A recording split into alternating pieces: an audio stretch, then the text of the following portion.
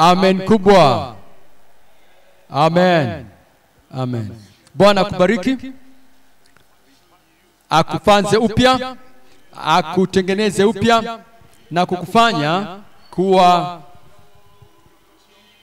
chombo chenye kung'ara, chenye matunda mikononi mwake kwa jina la Yesu. Amen. Tuombe. Baba, tukubariki jina lako kwa ajili ya pendo lako kwetu sie.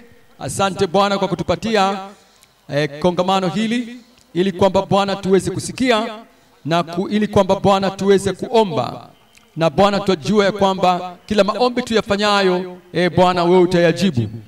Wewe Bwana utatubariki ili kwamba sisi tuweze kuwa vyanzo vya baraka kwa wengine kwa jina la Yesu. Tumekuja Bwana twasihi ya kwamba Bwana usituache kama ambavyo tumekuja.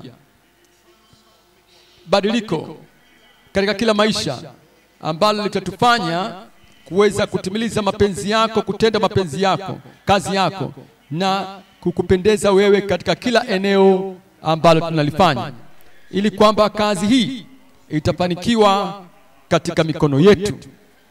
Asante Bwana, kwa jina la mwanao Yesu tumeomba. Amen. Amen. Mungu akubariki sana. Unaweza ukaketi pale ulipo.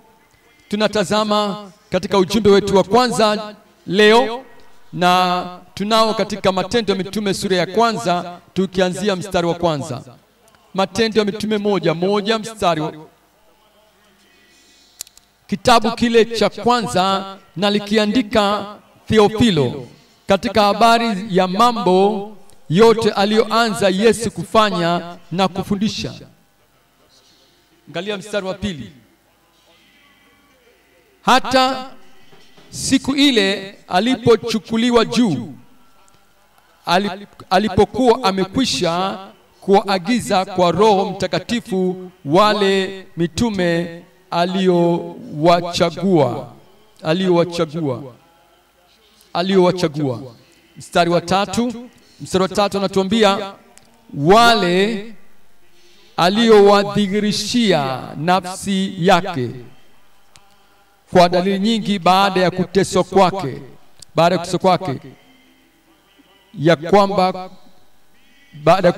ya kwamba yu hai, akiwatokea muda wa siku 40 na kuyanena mambo yaliyo uhusu ufalme wa Mungu.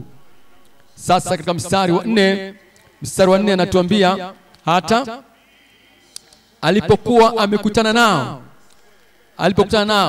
aliwaagiza wasitoke Yerusalemu, bali waiongoje ahadi ya Baba ambayo mlisikia habari zake kwangu. Mstari wa 5, ya kwamba Yohana alibatiza kwa maji, bali ninyi mtabatizwa katika Roho Mtakatifu baada ya siku hizi chache. Mstari wa 6, basi walipokutanika wakamuuliza wakisema, je, Bwana, wakati huu ndipo unapowarudishia Israeli ufalme? Mstari wa 7, akawaambia, si kazi yenu kujua nyakati wala majira Baba aliyoyaweka katika mamlaka yake mwenyewe. Mstari wa 8, lakini mtapokea nguvu akiisha kuwajilia juu yenu Roho Mtakatifu, nanyi mtakuwa mashahidi wangu katika Yerusalemu na katika Uyahudi wote na Samaria na hata mwisho wa nchi. Hapa tunakuta mwanzo wa matendo ya wale mitume. Kristo alikuwa ametumia kipindi cha wakati akifafanua, akielezea na kudhihirisha ule ufalme wa Mungu kwa wale watu wa Israeli, ili kwamba Israeli aweze kulitoa neno na waweze kuwa kipaza sauti, walitoa lile neno la ufalme kwa ulimwengu mwingine wote uliosalia. Na Luka alikuwa ameandika habari njema ya ule ufalme. Aliandika habari hizi kwa Theofilo, na kutoka kwa Theofilo sasa habari hizi njema zimehifadhiwa kwa ajili yetu. Mathayo pia alikuwa ameandika hayo, Marko naye alikuwa ameandika hayo, na Yohana naye ametupatia hayo. Na sasa anatuambia kwamba tunapaswa kuendelea, kwa sababu yale yote ambayo tunayasoma katika Mathayo, Luka na Yohana, yale yote ni kazi ile ambayo Yesu alianza kufanya na kufundisha. Alikuwa nayo matendo na alikuwa nayo mafunzo, alikuwa nayo madhihirisho ya ile nguvu ya Mungu, na kadhalika alikuwa na ile miujiza na ule ujumbe wenyewe. Na sasa Bwana baada ya kuwa amekufa kwa ajili ya dhambi zetu na kutuletea habari njema za wokovu wa roho yetu kwa kila mmoja hapa ulimwenguni, na alafu akafufuka kutoka katika wafu, akawa amewatokea wale wanafunzi wake na wale mitume, na sasa anawatuma kwa mara nyingine tena, na anatutuma na sie kadhalika, ili kwamba tuweze kuchukua hili neno ambalo alikuwa amekwisha kulihubiri na kuliachukua yale maajabu ambao alikuwa ameyatenda na kwenda kuwapatia hayo wale ambao wako ulimwenguni, kila mmoja wao. Alikuwa amekwisha kuambia katika mwisho wa kitabu kile cha Mathayo kwamba enendeni mkawafundishe mataifa yote, na aliwaambia ya kwamba katika mwisho wa mwanadamu enendeni mkaihubiri kwa kila kiumbe. Akamwambia kwamba katika mwisho wa Marko, katika mwisho wa Luka, lazima toba ihubiriwe kwa jina lake kati ya mataifa yote. Aliwaambia katika mwisho wa kitabu cha Yohana, kama Baba yangu alivyokuwa amenituma mimi ulimwenguni, kadhalika na ninyi pia nimekuambieni. Na sasa tunapofika katika matendo haya ya mitume sura ya 1, hapa anatuambia juu ya kule kujitoa kwa upya kwa kazi ya Kristo isiyokwisha. Amefanya mengi yeye, lakini bado ulimwengu mzima bado hujasikia. Amehubiri sana, lakini bado ulimwengu mzima ulikuwa bado haujasikia. Sasa iliwapasa kuanzia Yerusalemu waende katika Uyahudi wote, na waende katika Samaria nzima, na kwa hakika kwenda katika maeneo mbalimbali ya ulimwengu, hadi pale ambapo habari njema itakuwa na kuwafikia kila sehemu ya ulimwengu. Ujumbe wetu jioni ya leo ni kujitoa upya kwa kazi ya Kristo, jukumu la Kristo lisilokwisha. Tuna sehemu 3 tunaangalia katika ujumbe wetu wa leo jioni hii. Jambo la kwanza ni utambuzi wa mafunzo yasiyo ya kawaida, mafunzo yake yasiyo ya kawaida. Jambo la pili ni amri kwa kungoja kusiko kwa kawaida. Jambo la tatu ni kujiweka wakfu kwa jukumu lisilokwisha. Tuangalie kipengele cha kwanza hapa, ni ule utambuzi wa mafundisho yake yasiyo ya kawaida. Kama anavyotuambia katika Matendo ya Mitume sura ya 1 mstari wa 1, anasema kitabu kile cha 1 nalikiandika Theofilo, nilikiandika kukufahamisha katika habari ya mambo yote aliyoanza Yesu kufanya na kufundisha. Mafundisho yasiyo ya kawaida, mafundisho yasiyokuwa yametarajiwa, mafundisho ambayo yalikuwa hayasikika bado. Tunapotazama katika ile agano la kale kutoka katika kitabu cha Mwanzo hadi kufikia katika kitabu cha Malaki, kile ambacho Yesu alichokileta kilikuwa si cha kawaida, kisichojulikanika na kilichokuwa hakijasikilika bado, na tunahitaji kuweza kuwa na utambuzi wa hayo kabla yasiye kuweza kujitoa kwa upya sisi wenyewe kwa ajili ya kazi hii kubwa iliyo mbele yetu na jukumu hili kubwa. Waweza kuona kwamba kile ambacho alikianza kufanya hakuwa amekimaliza. Kile ambacho amekianza hakufikia ulimwengu mzima ambao alianza kufikia. Hakufikia Yerusalemu mzima, mji mzima, na hata Israeli nzima ambayo yeye alianza kutenda na kufundisha. Na hilo ndilo ambalo wewe na mie tunapaswa kulitwaa sasa na kufundisha na kutenda kama ambavyo Kristo alikuwa ametenda. Tazama mambo matatu katika kipengele cha kwanza. Jambo la kwanza ni kutafakari juu ya mafundisho yake yasiyo ya kawaida. Jambo la pili ni uthibitisho wa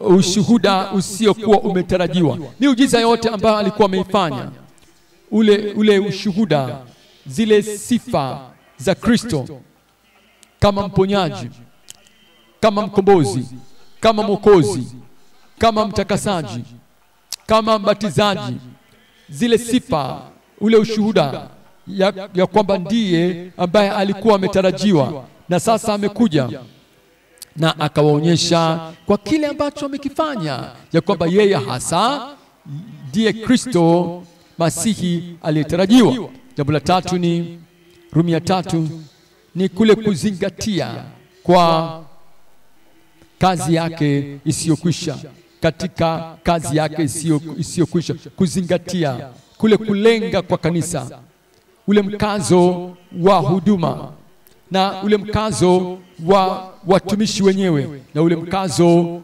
wa wahubiri wenyewe. Tuangalie Rumi ya kwanza, andika vizuri, ni kule kutafakari kwa kuzingatia kwa mafundisho yake yasiyo ya kawaida. Angalia Mathayo sura ya 7, Mathayo 7:24. Mathayo 7:24 anasema hivi, anasema basi kila ayasikiaye hayo maneno yangu na Amen kubwa. Amen. Amen. Amen kubwa. Amen. Amen. Bwana akubariki, akufanze upya, akutengeneze upya na kukufanya kuwa chombo chenye kung'ara, chenye matunda mikononi mwake, kwa jina la Yesu. Amen. Tuombe. Baba, tukubariki jina lako kwa ajili ya pendo lako kwetu sie. Asante Bwana kwa kutupatia kongamano hili, ili kwamba Bwana tuweze kusikia na ili kwamba Bwana tuweze kuomba, na Bwana tujue ya kwamba kila maombi tuyafanyayo Bwana wewe utayajibu. Wewe Bwana utatubariki ili kwamba sisi tuweze kuwa vyanzo vya baraka kwa wengine, kwa jina la Yesu. Tumekuja Bwana, twasihi ya kwamba Bwana usituache kama ambavyo tumekuja. Badiliko katika kila maisha ambalo litatufanya kuweza kutimiliza mapenzi yako, kutenda mapenzi yako, kazi yako, na kukupendeza wewe katika kila eneo ambalo tunalifanya, ili kwamba kazi hii itafanikiwa katika mikono yetu. Asante Bwana, kwa jina la mwanao Yesu tumeomba. Amen. Amen. Mungu akubariki sana. Unaweza ukaketi pale ulipo. Tunatazama katika ujumbe wetu wa kwanza leo, na tunao katika Matendo ya Mitume sura ya kwanza, tukianzia mstari wa kwanza. Matendo ya Mitume 1:1 mstari wa kitabu kile cha kwanza, na likiandika Theofilo, katika habari ya mambo yote aliyoanza Yesu kufanya na kufundisha. Angalia mstari wa pili. Hata siku ile alipochukuliwa juu, alipokuwa amekwisha kuagiza kwa Roho Mtakatifu wale mitume aliowachagua. Mstari wa tatu anatuambia wale aliyowadhihirishia nafsi yake kwa dalili nyingi baada ya kuteswa kwake,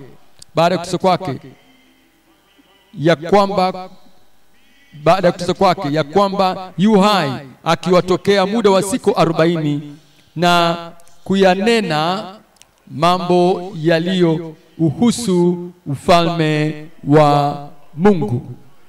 Sasa katika mstari wa 4 anatuambia hata alipokuwa amekutana nao aliwaagiza wasitoke Yerusalemu, bali waiongoje ahadi ya Baba ambayo mlisikia habari zake kwangu. Mstari wa 5, ya kwamba Yohana alibatiza kwa maji, bali ninyi mtabatizwa katika Roho Mtakatifu baada ya siku hizi chache. Mstari wa 6, basi walipokutanika wakamuuliza wakisema, je, Bwana, wakati huu ndipo unapowarudishia Israeli ufalme? Mstari wa 7, akawaambia, si kazi yenu kujua nyakati wala majira Baba aliyoyaweka katika mamlaka yake mwenyewe. Mstari wa 8, lakini mtapokea nguvu akiisha kuwajilia juu yenu Roho Mtakatifu, nanyi mtakuwa mashahidi wangu katika Yerusalemu na katika Uyahudi wote na Samaria na hata mwisho wa nchi. Hapa tunakuta mwanzo wa matendo ya wale mitume. Kristo alikuwa ametumia kipindi cha wakati akifafanua, akielezea na kudhihirisha ule ufalme wa Mungu kwa wale watu wa Israeli, ili kwamba Israeli aweze kulitoa neno na waweze kuwa kipaza sauti, walitoa lile neno la ufalme kwa ulimwengu mwingine wote uliosalia. Na Luka alikuwa ameandika habari njema ya ule ufalme. Aliandika habari hizi kwa Theofilo, na kutoka kwa Theofilo sasa habari hizi njema zimehifadhiwa kwa ajili yetu. Mathayo pia alikuwa ameandika hayo, Marko naye alikuwa ameandika hayo, na Yohana naye ametupatia hayo. Na sasa anatuambia kwamba tunapaswa kuendelea, kwa sababu yale yote ambayo tunayasoma katika Mathayo, Luka na Yohana, yale yote ni kazi ile ambayo Yesu alianza kufanya na kufundisha. Alikuwa nayo matendo na alikuwa nayo mafunzo, alikuwa nayo madhihirisho ya ile nguvu ya Mungu, na kadhalika alikuwa na ile miujiza na ule ujumbe wenyewe. Na sasa Bwana baada ya kuwa amekufa kwa ajili ya dhambi zetu na kutuletea habari njema za wokovu wa roho yetu kwa kila moja hapa ulimwenguni, na alafu akafufuka kutoka katika wafu, akawa amewatokea wale wanafunzi wake na wale mitume, na sasa anawatuma kwa mara nyingine tena, na anatutuma na sie kadhalika, ili kwamba tuweze kuchukua hili neno ambalo alikuwa amekwisha kulihubiri na kuliachukua yale maajabu ambao alikuwa ameyatenda na kwenda kuwapatia hayo wale ambao wako ulimwenguni. Kila mmoja wao alikuwa amekwisha kuambia katika mwisho wa kitabu kile cha Mathayo kwamba enendeni mkawafundishe mataifa yote, na aliwaambia ya kwamba katika mwisho wa mwanadamu enendeni mkaihubiri kwa kila kiumbe. Akawaambia kwamba katika mwisho wa Marko, katika mwisho wa Luka, lazima toba ihubiriwe kwa jina lake kati ya mataifa yote. Aliwaambia katika mwisho wa kitabu cha Yohana, kama Baba yangu alipokuwa amenituma mimi ulimwenguni, kadhalika na ninyi pia nimekuambieni. Na sasa tunapofika katika matendo haya ya mitume sura ya 1, hapa anatuambia juu ya kule kujitoa kwa upya kwa kazi ya Kristo isiyokwisha. Amefanya mengi yeye, lakini bado ulimwengu mzima bado hujasikia. Amehubiri sana, lakini bado ulimwengu mzima ulikuwa bado haujasikia. Sasa iliwapasa kuanzia Yerusalemu waende katika Uyahudi wote na waende katika Samaria nzima, na kwa hakika kwenda katika maeneo mbalimbali ya ulimwengu hadi pale ambapo habari njema itakuwa na kuwafikia kila sehemu ya ulimwengu. Ujumbe wetu jioni ya leo ni kujitoa upya kwa kazi ya Kristo, jukumu la Kristo lisilokwisha. Tuna sehemu tatu tunaangalia katika ujumbe wetu wa leo jioni hii. Jambo la kwanza ni utambuzi wa mafunzo yasiyo ya kawaida, mafunzo yake yasiyo ya kawaida. Jambo la pili ni amri kwa kungoja kusiko kwa kawaida. Jambo la tatu ni kujiweka wakfu kwa jukumu lisilokwisha. Tuangalie kipengele cha kwanza hapa, ni ule utambuzi wa mafundisho yake yasiyo ya kawaida. Kama anavyotuambia katika Matendo ya Mitume sura ya kwanza mstari wa kwanza, anasema kitabu kile cha kwanza nalikiandika Theofilo, nilikiandika kukufahamisha katika habari ya mambo yote aliyoanza Yesu kufanya na kufundisha. Mafundisho yasiyo ya kawaida, mafundisho yasiyokuwa yametarajiwa, mafundisho ambayo alikuwa hajasikika bado. Tunapotazama katika ile agano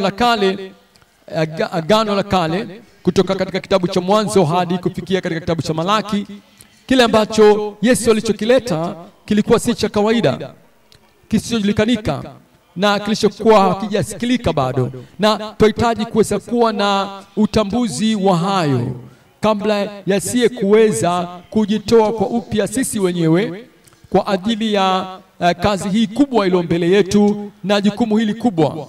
Waweza kuona kwamba kile ambacho alikianza kufanya hakuwa amekimaliza. Kile ambacho amekianza hakufikia ulimwengu mzima ambao alianza kufikia. Hakufikia Yerusalemu mzima, mji mzima, na hata Israeli nzima ambayo yeye alianza kutenda na kufundisha.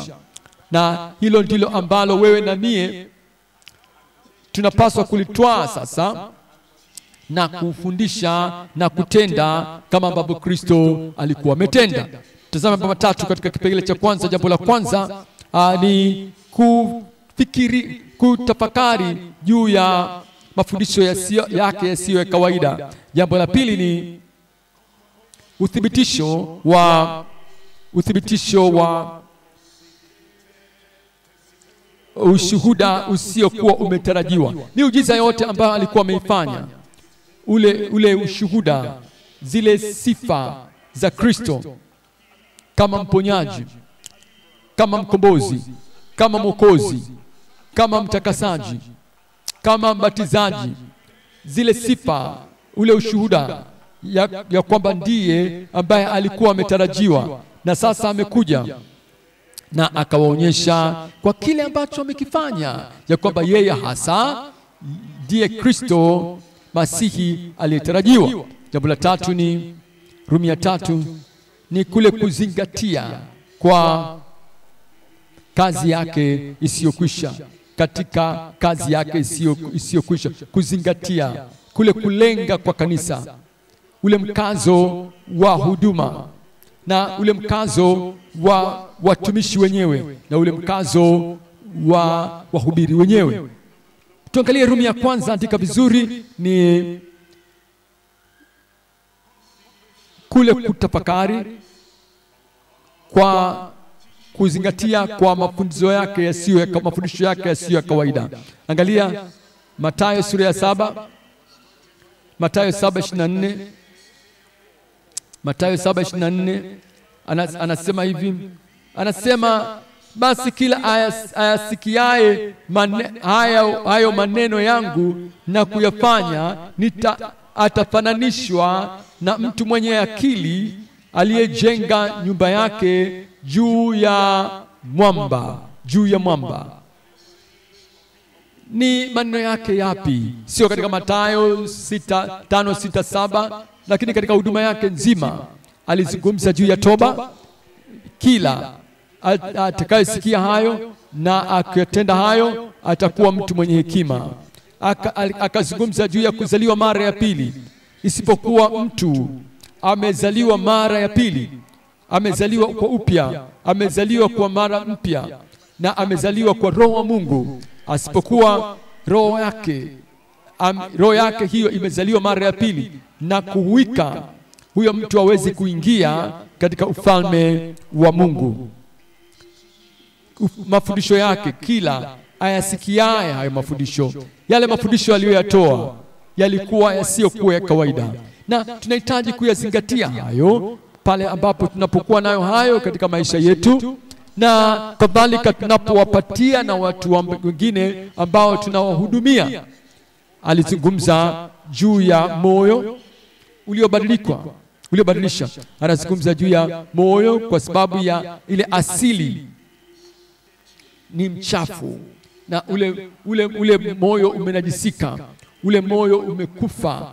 Lakini sasa tunakuja kwa Bwana na anasafisha huo moyo, anautakasa huo moyo, na anaufanya moyo upya, na anasema heri wenye moyo safi, maana hao watamuona Mungu.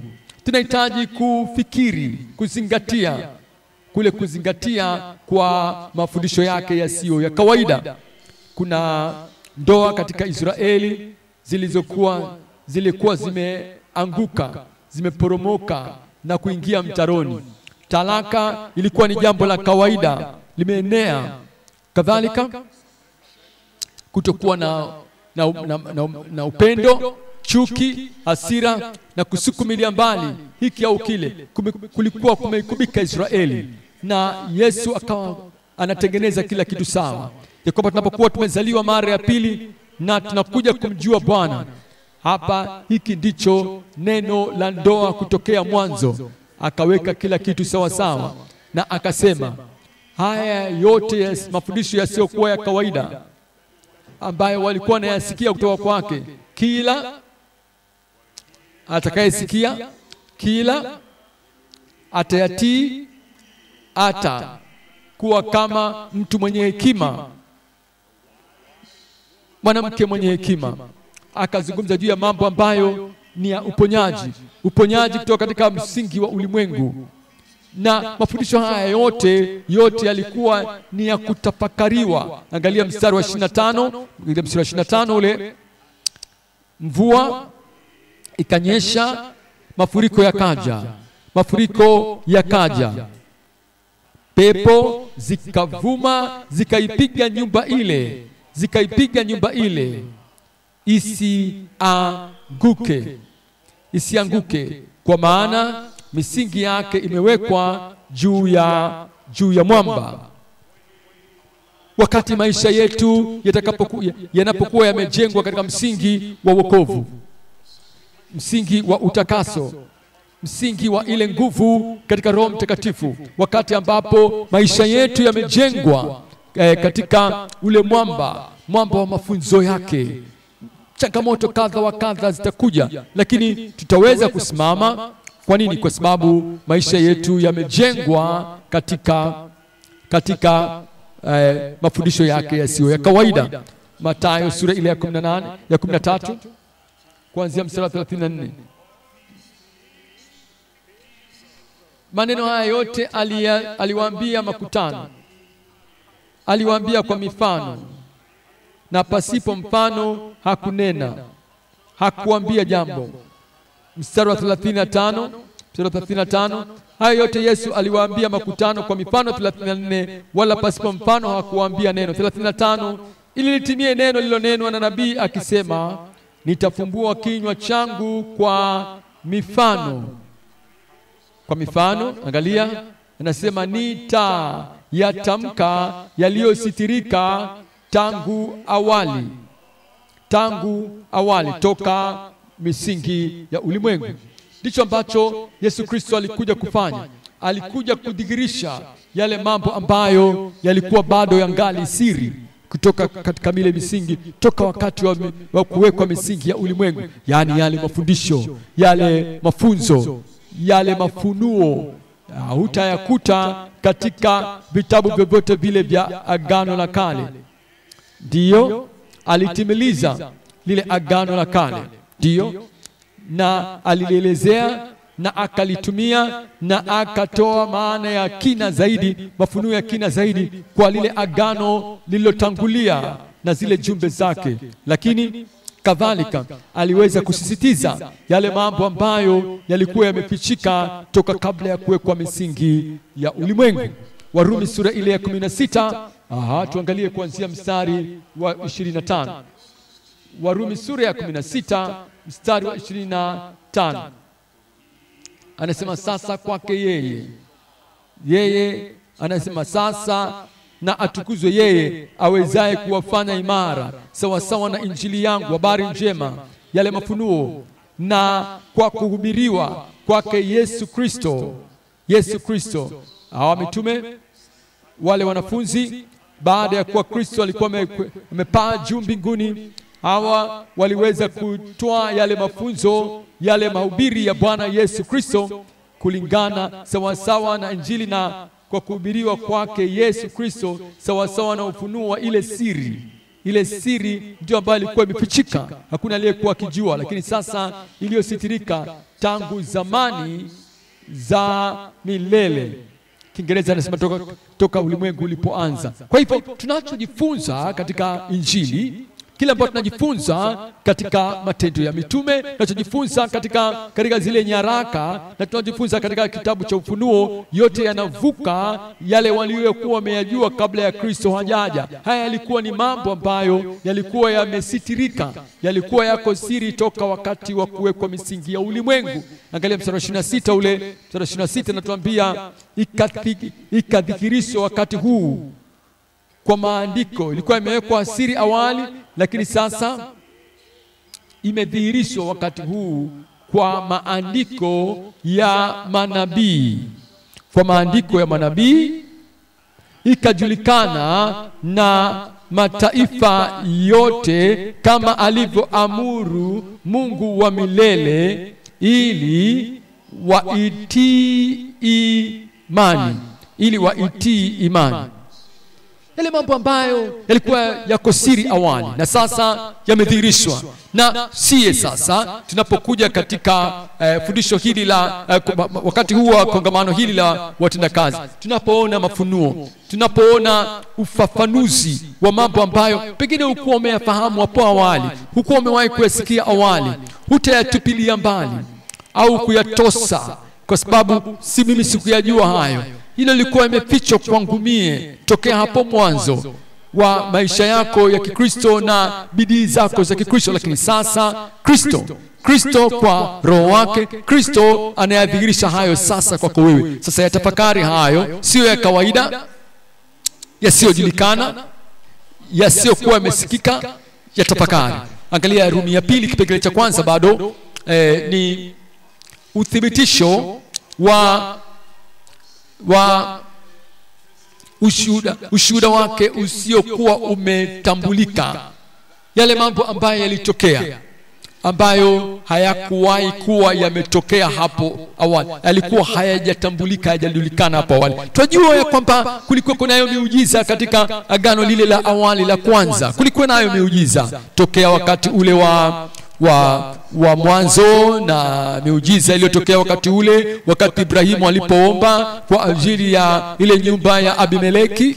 Na twajua miujiza ilitokea unapokuja katika Kutoka, miujiza ilitokea unapokuja katika kitabu cha Yoshua, miujiza ilitokea katika agano la kwanza lile. Lakini ile miujiza yake Yesu Kristo, tunapofikiri juu ya miujiza ile, wale watu ambao walikuwa wamezaliwa vipofu waliponywa.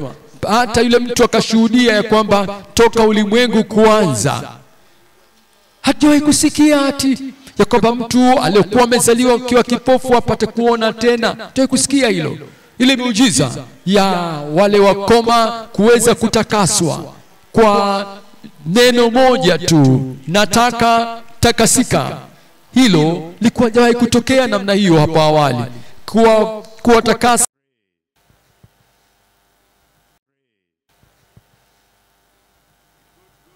Amen kubwa. Amen. Amen.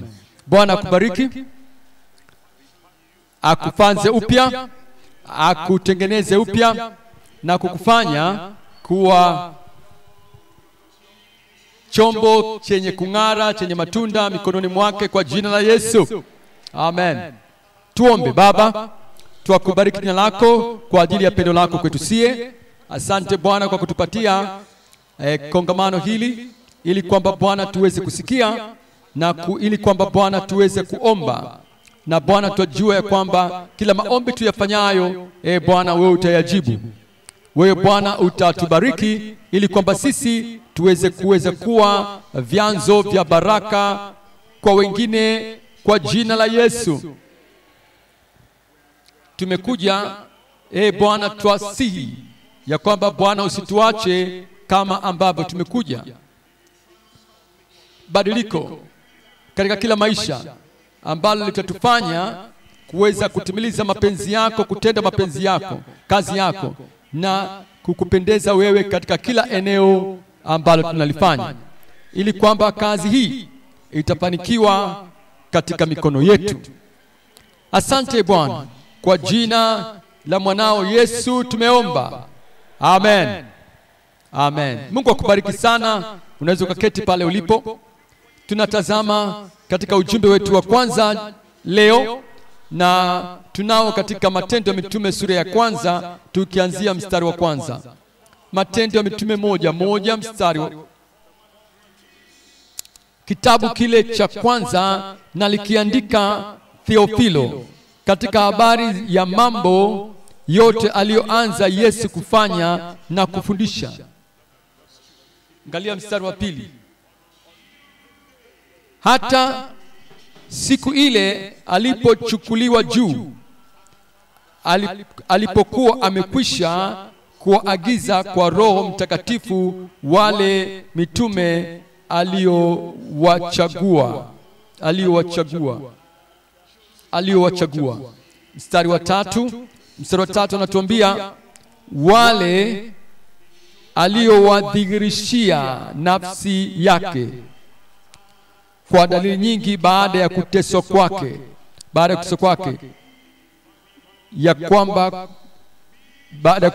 ya kwamba yu hai, akiwatokea muda wa siku 40 na kuyanena mambo yaliyo uhusu ufalme wa Mungu. Sasa katika mstari wa 4 anatuambia hata alipokuwa amekutana nao aliwaagiza wasitoke Yerusalemu, bali waiongoje ahadi ya Baba ambayo mlisikia habari zake.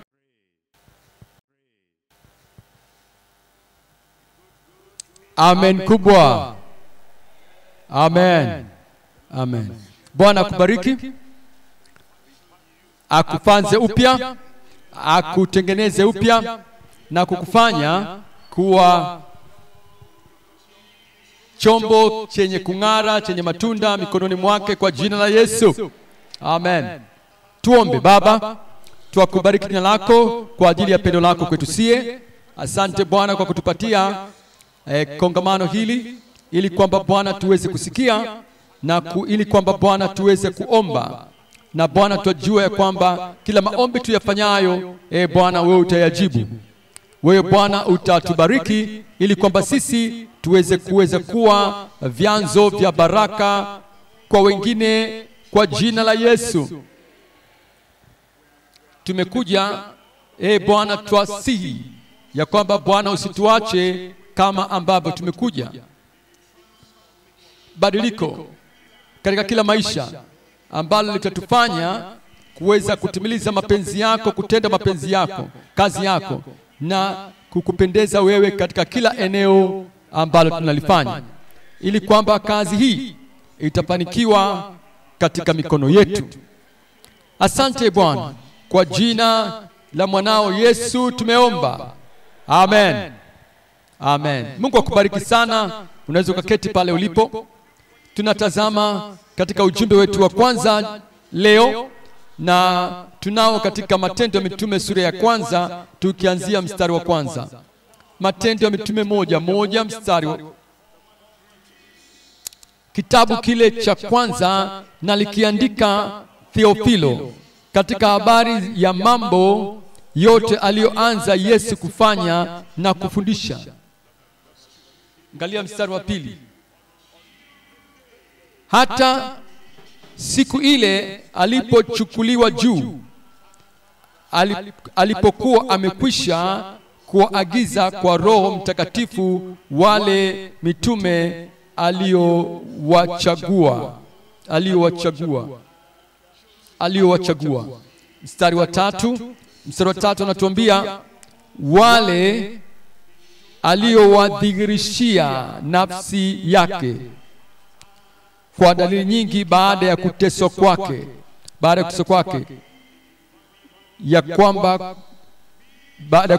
ya kwamba yu hai, akiwatokea muda wa siku 40 na kuyanena mambo yaliyo uhusu ufalme wa Mungu.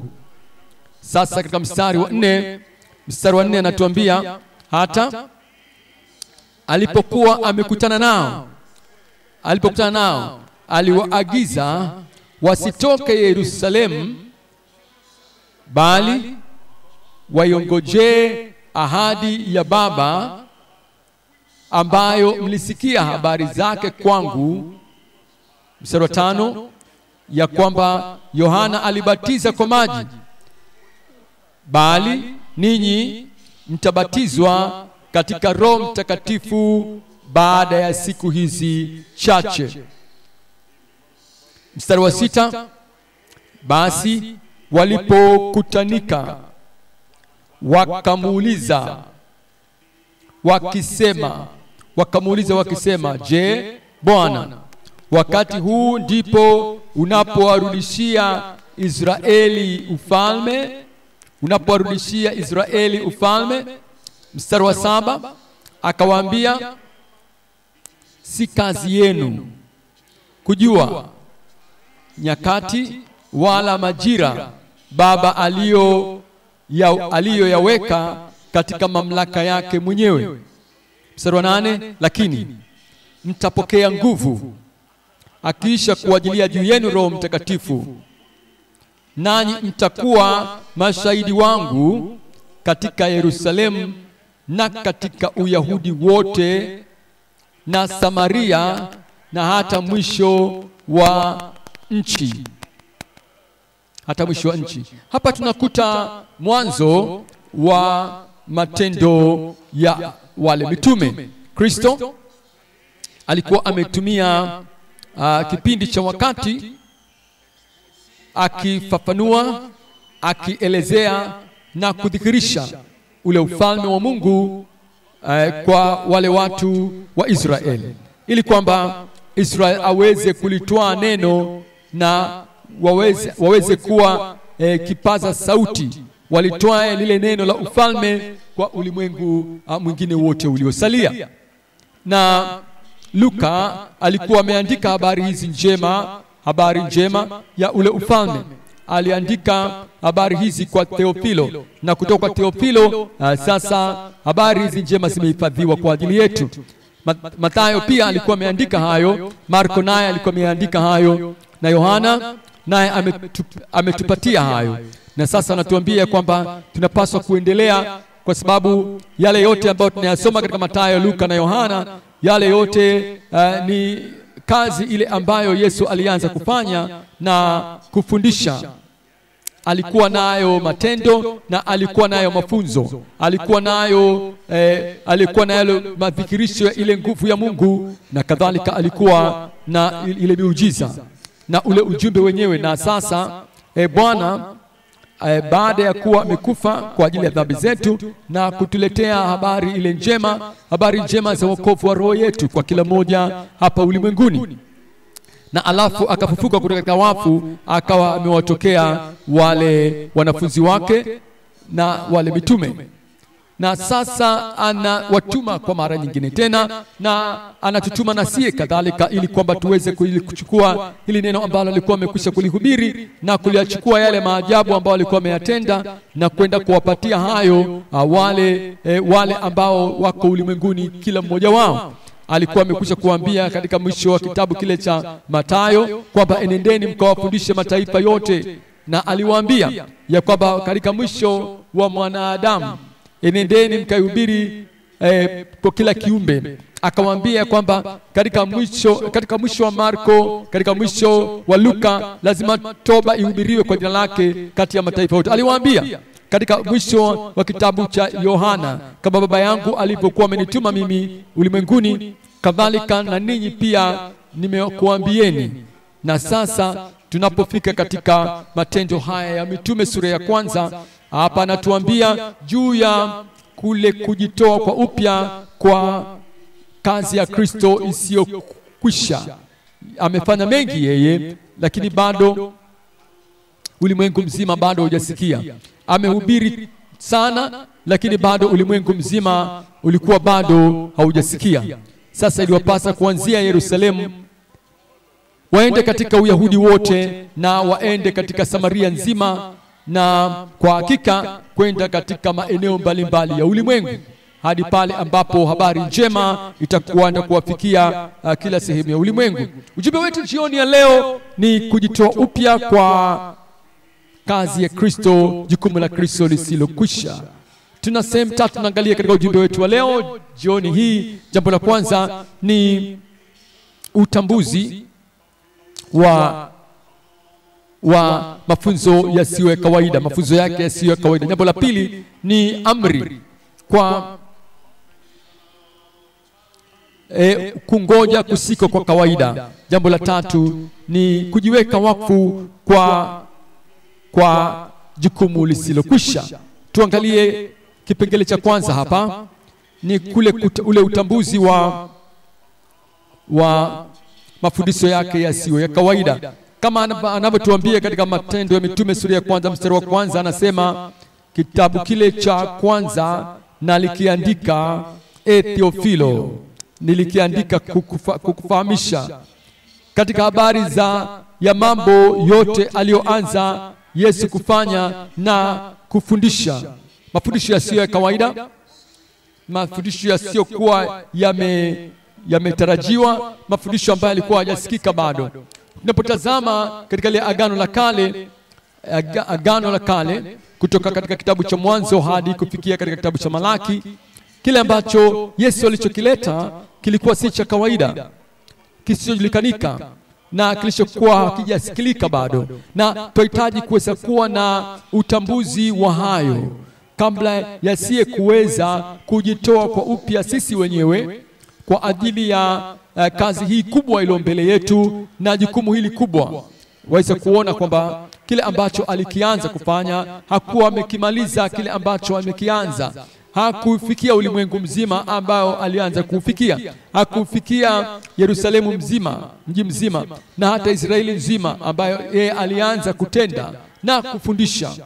Na hilo ndilo ambalo wewe na mie tunapaswa kulitwaa sasa na kufundisha na kutenda kama ambavyo Kristo alikuwa ametenda.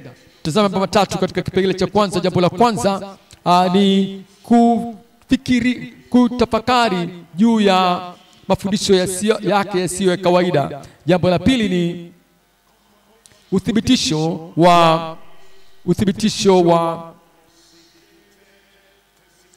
ushuhuda usiokuwa umetarajiwa. Miujiza yote ambayo alikuwa ameifanya, ule ushuhuda, zile sifa za Kristo kama mponyaji, kama mkombozi, kama mwokozi, kama mtakasaji, kama mbatizaji, zile sifa, ule ushuhuda ya kwamba ndiye ambaye alikuwa ametarajiwa, na sasa amekuja na akawaonyesha kwa kile ambacho amekifanya ya kwamba yeye hasa ndiye Kristo Masihi aliyetarajiwa. Jambo la tatu ni Rumi ya 3 ni kule kuzingatia kwa kazi yake isiyokwisha, katika kazi yake isiyokwisha, kuzingatia kule kulenga kwa kanisa, ule mkazo wa huduma na ule mkazo wa watumishi wenyewe na ule mkazo wa wahubiri wenyewe. Tuangalie Rumi ya 1, andika vizuri, ni kule kutafakari kwa kuzingatia kwa mafundisho yake yasiyo ya kawaida. Angalia Mathayo sura ya 7, Mathayo 7:24. Mathayo 7:24 anasema hivi, anasema basi kila ayasikiaye hayo maneno yangu na kuyafanya atafananishwa na mtu mwenye akili aliyejenga nyumba yake juu ya mwamba. Juu ya mwamba ni maneno yake yapi? Sio katika Mathayo 5:6-7, lakini katika huduma yake nzima alizungumza juu ya toba. Kila atakayesikia hayo na akatenda hayo atakuwa mtu mwenye hekima. Akazungumza juu ya kuzaliwa mara ya pili, isipokuwa mtu amezaliwa mara ya pili, amezaliwa kwa upya, amezaliwa kwa mara mpya na amezaliwa kwa Roho wa Mungu, asipokuwa roho yake hiyo imezaliwa mara ya pili na kuhuika, huyo mtu hawezi kuingia katika ufalme wa Mungu. Mafundisho yake, kila ayasikiaye hayo mafundisho, yale mafundisho aliyoyatoa yalikuwa yasiyokuwa ya kawaida, na tunahitaji kuyazingatia hayo pale ambapo tunapokuwa nayo hayo katika maisha yetu, na kadhalika tunapowapatia na watu wengine ambao tunawahudumia. Alizungumza juu ya moyo uliobadilisha. Anazungumza juu ya moyo kwa sababu ya ile asili ni mchafu, na ule moyo umenajisika, ule moyo umekufa. Lakini sasa tunakuja kwa Bwana na anasafisha huo moyo, anautakasa huo moyo na anaufanya moyo upya, na anasema heri wenye moyo safi, maana hao watamuona Mungu. Tunahitaji kufikiri, kuzingatia kwa mafundisho yake yasiyo ya kawaida. Kuna ndoa katika Israeli zilikuwa zimeanguka, zimeporomoka na kuingia mtaroni. Talaka ilikuwa ni jambo la kawaida, limeenea. Kadhalika kutokuwa na upendo, chuki, hasira na kusukumilia mbali hiki au kile kulikuwa kumeikubika Israeli, na Yesu akawa anatengeneza kila kitu sawa, ya kwamba tunapokuwa tumezaliwa mara ya pili na tunakuja kumjua Bwana. Hapa hiki ndicho neno la ndoa kutokea mwanzo, akaweka kila kitu sawa sawa, na akasema haya yote mafundisho yasiyokuwa ya kawaida ambayo walikuwa wanayasikia kutoka kwake, kila atakayesikia, kila atayatii, atakuwa kama mtu mwenye hekima, mwanamke mwenye hekima. Akazungumza juu ya mambo ambayo ni ya uponyaji kutoka katika msingi wa ulimwengu, na mafundisho haya yote yalikuwa ni ya kutafakariwa. Angalia mstari wa 25, ule mvua ikanyesha, mafuriko yakaja, pepo zikavuma, zikaipiga nyumba ile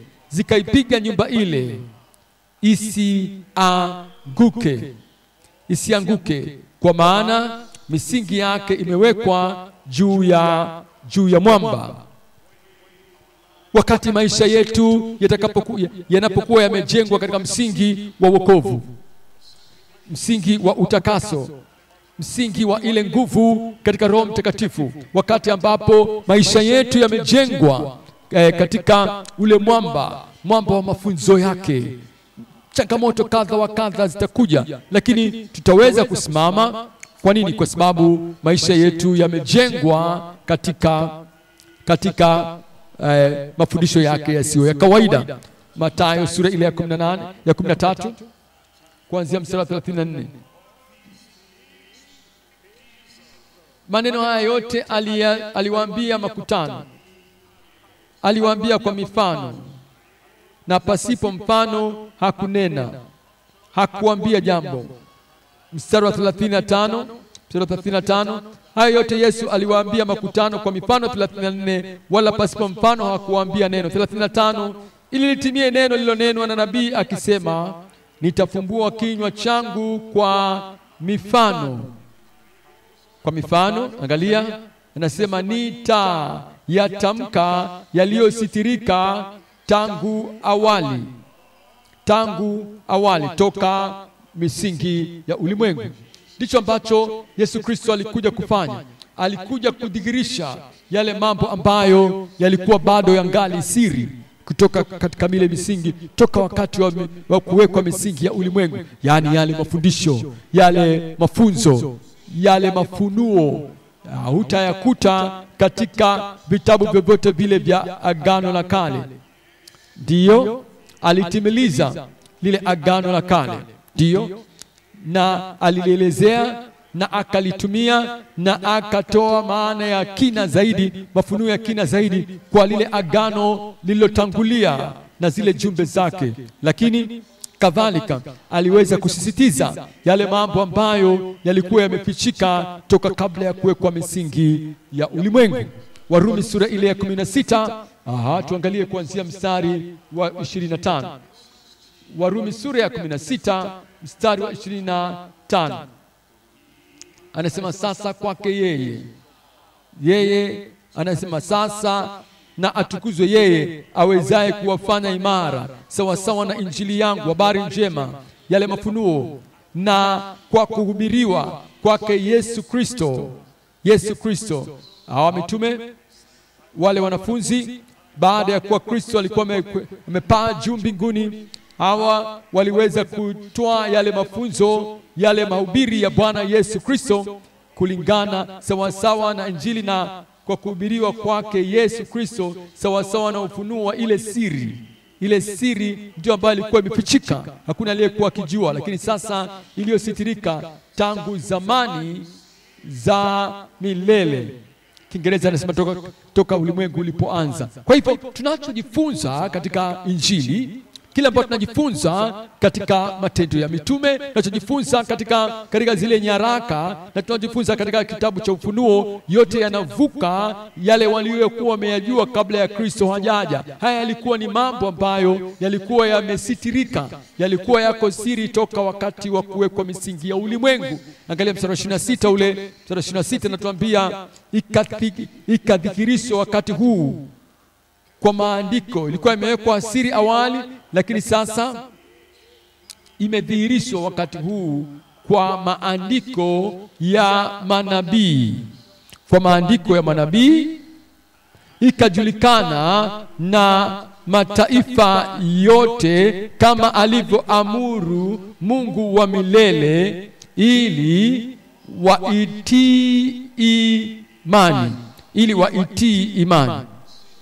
Yale mambo ambayo yalikuwa yako siri awali na sasa yamedhihirishwa. Na siye sasa tunapokuja katika fundisho hili la wakati huu wa kongamano hili la watendakazi, tunapoona mafunuo, tunapoona ufafanuzi wa mambo ambayo pengine hukuwa umeyafahamu hapo awali, hukuwa umewahi kuyasikia awali, hutayatupilia mbali au kuyatosa kwa sababu si mimi sikuyajua hayo. Hilo lilikuwa imefichwa kwangu mie tokea hapo mwanzo wa maisha yako ya Kikristo na bidii zako za Kikristo. Lakini sasa Kristo kwa Roho wake, Kristo anayadhihirisha hayo sasa kwako wewe. Sasa yatafakari hayo, sio ya kawaida, yasiyojulikana, yasiyokuwa yamesikika, yatafakari. Angalia Rumi ya 2 kipengele cha kwanza, bado ni uthibitisho wa ushuhuda wake usiokuwa umetambulika, yale mambo ambayo yalitokea. ambayo hayakuwahi kuwa yametokea hapo awali, yalikuwa hayajatambulika, hayajulikana hapo awali. Tunajua ya kwamba kulikuwa kunayo miujiza katika agano lile la awali la kwanza. Kulikuwa nayo miujiza tokea wakati ule wa mwanzo, na miujiza iliyotokea wakati ule wakati Ibrahimu alipoomba kwa ajili ya ile nyumba ya Abimeleki. Na twajua miujiza ilitokea unapokuja katika Kutoka, miujiza ilitokea unapokuja katika kitabu cha Yoshua, miujiza ilitokea katika agano la kwanza lile. Lakini ile miujiza yake Yesu Kristo, tunapofikiri juu ya miujiza ile, wale watu ambao walikuwa wamezaliwa vipofu waliponywa. Hata yule mtu akashuhudia ya kwamba toka ulimwengu kuanza hajawahi kusikia ati ya kwamba mtu aliyokuwa amezaliwa akiwa kipofu apate kuona tena. Hajawahi kusikia hilo. Ile miujiza ya wale wakoma kuweza kutakaswa kwa neno moja tu, nataka takasika, hilo likuwa hajawahi kutokea namna hiyo hapo awali. Kuwatakasa wale wakoma 10 na kuambia enendeni mkajionyeshe nyewe wenyewe kwa makuhani. Na walipokuwa wakenda wale wote 10 pasipo kumsaza yeyote, wale wote walitakasika na wakapona. Muujiza wa Lazaro kufufuka kutoka katika ufu. Lazaro, njoo huku, baada ya kufa na kuwa amezikwa kwa muda wa siku 4, na ule mwili tayari ulikuwa umeshaanza kuoza.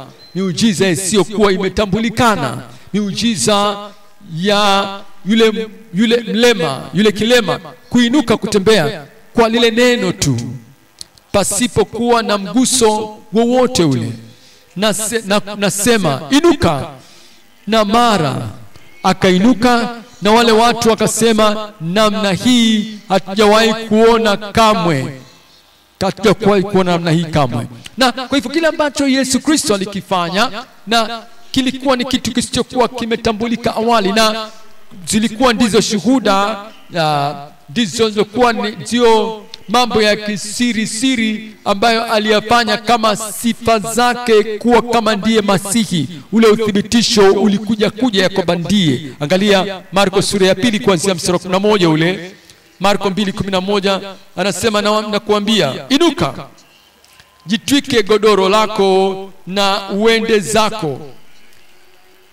zako nyumbani kwako. Mstari wa 12, mara akaondoka akajitwika godoro lake, akatoka mbele yao wote, hata wakastaajabu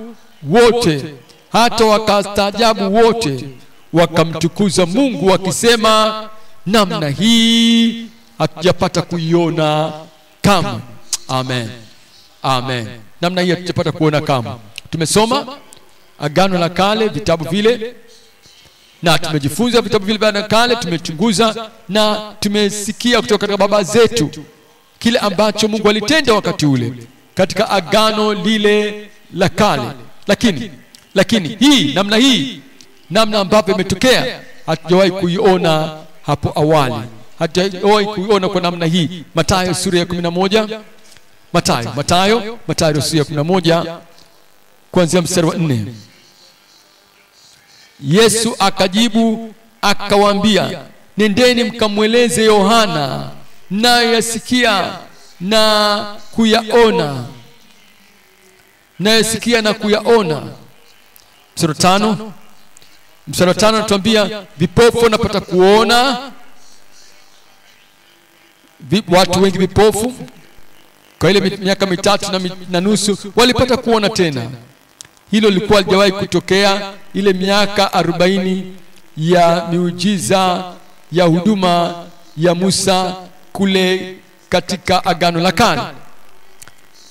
Vipofu wanapata kuona pamoja na Elia alipokuwa na nguvu yake. Hilo lilikuwa halijawahi kutokea katika huduma ya Elia, na pamoja na uweza na ukuu kama Isaya alivyokuwa na Ezekiel alivyokuwa na Yeremia alivyokuwa kama manabii, lakini bado hilo lilikuwa bado halijatokea. Hili ni jambo lisilokuwa limetabirika, limetambulika. Sababu vipofu wanapata kuona, viwete wanakwenda, wenye ukoma wanatakaswa, viziwi wanasikia, wafu wanafufuliwa, na maskini wanahubiriwa habari zilizo njema, habari njema. Mstari wa sita anaweka wazi, na heri awaye yote asiyechukizwa nami katika yeye Kristo. Katika Yohana sura ya 7 ile kuanzia mstari wa 24, Yohana 7 mstari wa 24 anasema, msihukumu kama hukumu ya macho tu, bali ifanyeni hukumu iliyo ya haki. Na waliweza kutathmini ile kazi yake, walifanya tathmini ya mafundisho yake, walifanya tathmini ya ushuhuda wake. Wao hawakupaswa kufanya hukumu ya macho tu, kama walikuwa ni wenye kukiri na kuheshimu manabii wa Agano la Kale. Sasa iweje juu ya Kristo? Angalia kile ambacho amefanya, ya kwamba hakuna mtu mwingine yeyote ambaye aliwahi kuyafanya hayo. Angalia kile ambacho alikuwa amefundisha, ambacho hakuna mtu yeyote ile ambaye alikuwa amekwisha kuwahi kufundisha hapo awali. Angalia na hata nguvu yake ya mageuzi, ya kwamba aliweza kubadilisha watu mioyo na maisha yao, ya kwamba haijawahi kuwa imetokea kamwe hapo awali. Na anatuambia ya kwamba hukumuni katika namna ya ukomavu, na hukumuni katika namna iliyo ya kiroho, na hukumuni hukumu iliyo ya haki. Na hapa anatuambia sasa katika kitabu cha Yohana sura ya 8 kuanzia mstari wa 24. Yohana sura ya 8 tuangalie mstari ule wa 24. Anatuambia hivi mahali pale, kwa hiyo nawaambieni ya kwamba mtakufa katika dhambi zenu, kwa sababu msiposadiki ya kuwa mimi ndiye, weza kuona sifa zake zote hizi, weza kuona ushuhuda wake wote huu, weza kuona mambo yasiokuwa ya kawaida, wasikia mambo ambayo yalikuwa hajawahi kusikika hapo awali. Na unaweza ukasema ya kwamba juu ya yale mambo ambayo yasiokuwa yametambulika awali, ya kwamba hakuna nabii mwingine yeyote yule, hakuna mwalimu mwingine yeyote ambaye alikuwa amewahi kuyafanya. Ndipo sasa unapaswa kuweza kuamini. Na unasema kwamba unaamini manabii wako wa Agano la Kale, basi kadhalika muamini na yeye pia, ambaye kwamba ndiye, isipokuwa hivyo basi mtakufa katika dhambi zenu, kwa sababu msiposadiki ya kuwa mimi ndiye, mtakufa katika dhambi zenu. Sasa kule kujiweka wakfu, sasa inakuja katika kujiweka kwetu wakfu kwetu katika jukumu lake lisilokwisha. Rumi ya tatu hiyo anatuambia katika kitabu cha Mathayo, Injili kama alivyoandika Mathayo sura ya 28 mstari ule wa 18. Na ndio maana tu watenda kazi, na ndio maana sisi tu wanafunzi wake Kristo, na ndio maana sisi tu watumishi wa Mungu. Kile ambacho kuzingatia kwetu sasa unakuwa juu yake, na tunahitaji kupeleleza, tunahitaji kuchunguza vizuri huduma uliokuwa nayo, tunahitaji kuchunguza vizuri kazi uliokuwa nayo, tunahitaji kuchunguza vema kabisa juu ya utendaji wako, ya kwamba unazingatia mambo gani. Ni katika jukumu lake lisilokwisha ndilo ambalo tunahitaji kulizingatia. Tunahitaji kulenga zaidi pale maombi yetu, kuhubiri kwetu, kuhusika kwetu, shughuli zetu, na yale mambo ambayo tutayatenda kila wakati. Hiki hapa ndicho ambacho tunakitafakari, hiki hapa ndicho ambacho tunajiweka wakfu kwacho, na hiki ndicho ambacho tunakizingatia kwacho. Na Yesu akaja akasema nao, akawaambia, nimepewa mamlaka yote mbinguni na duniani. Mstari 19 anasema, basi enendeni mkawafanye mataifa yote kuwafundisha wanafunzi wenu, kuwa wanafunzi wote, kuwa wanafunzi katika Israeli, katika mataifa yanayowazunguka, katika taifa lenu, katika mataifa ya mbali fundisheni, mkawafundisha mataifa yote. Hili hapa sasa ndilo letu la kulizingatia. Angalia, mkiwabatiza katika jina la Baba na la Mwana na la Roho Mtakatifu. Angalia mstari wa 20 ule, Mathayo 28:20, na kuwafundisha kuyashika yote niliowaamuru ninyi, mkiwafundisha yote. Sio kuzingatia katika tu wokovu na uponyaji, kuwafundisha yote. Sio tu kuzingatia juu ya baraka tu za kimwili na ukombozi, ni mazuri, ni sehemu ya hayo, lakini kuwafundisha kuyashika yote. Sio kuzingatia tu katika mafanikio tu ya binafsi na furaha tu ya binafsi na thamani za kifamilia, vema, ni sehemu, lakini mambo yote niliowaamuru ninyi. Anasema, na tazama, mimi nipo pamoja nanyi siku zote hata ukamilifu wa dahari. Anataka tuweze kuendelea hii kazi au jukumu lisilokuwa limekwisha. Anataka tuweze kuendelea katika yote yale aliyoanza kufundisha, kila kitu hadi pale ule mwisho utakapofika. Angalia kwenye kitabu cha Yohana sura ya 17 ile. Yohana sura ya 17 mstari wa 16 ule, twende pamoja. Yohana sura ya 17:16. Wao si wa ulimwengu kama mimi nisivyo wa ulimwengu. Amen. Wao si wa ulimwengu kama mimi nisivyo wa ulimwengu. Anasema ufalme wangu sio wa ulimwengu huu. Na ni wakati huu utakapoweza kuwarejeshea Israeli ufalme wao, usio na shaka juu ya hilo. Baba ameliweka hilo katika ujuzi wake. Lakini mtapokea nguvu akisha kuajilieni juu yenu Roho Mtakatifu. Akisha kuajilieni juu yenu Roho Mtakatifu, na nanyi mtakuwa mashahidi wangu katika Yerusalemu na Uyahudi na Samaria na hata mwisho wa nchi. Hata mwisho wa nchi.